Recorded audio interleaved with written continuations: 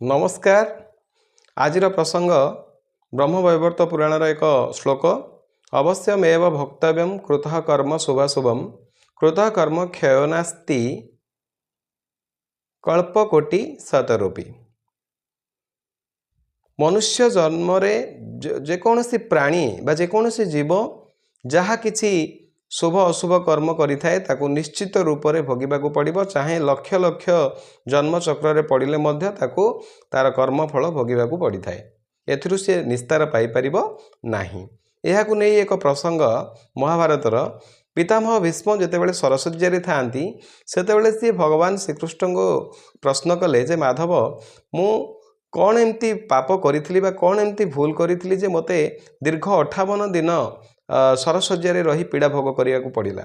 यार उत्तर में भगवान श्रीकृष्ण तांको कहिथिले जे आपण चाहिए जानीपारे आपण चाहिए आपणकर अतीत को देखिपारे।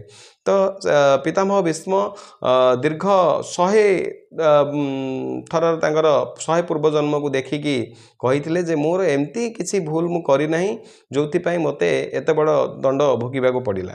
तो श्रीकृष्ण तांको कहिथिले आउ टिके पछकू जाओ।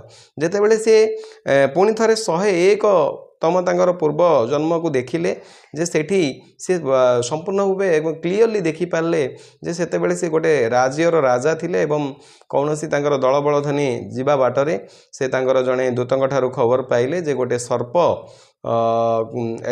अत्यंत कष्ट पाउची जदि तांकर दल बल से पट दे जाए तो सर्पटी निश्चित भाव मृत्यु मुखरे पड़िबो।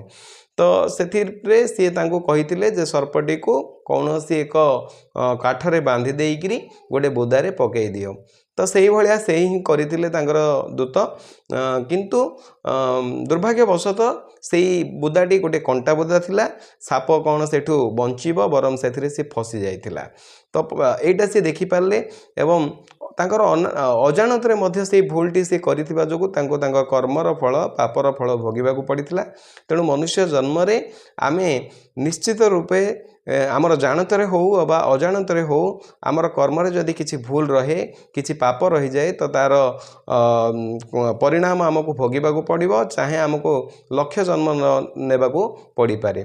तेणु आमे जेकोसी कर्म करिबा पूर्वरु एथि प्रति सजत्न रहिबा दरकार एवं पाप पुण्य कर्म कला बेले पाप कर्मरु आमे विच्युत रहिबा दरकार। धन्यवाद।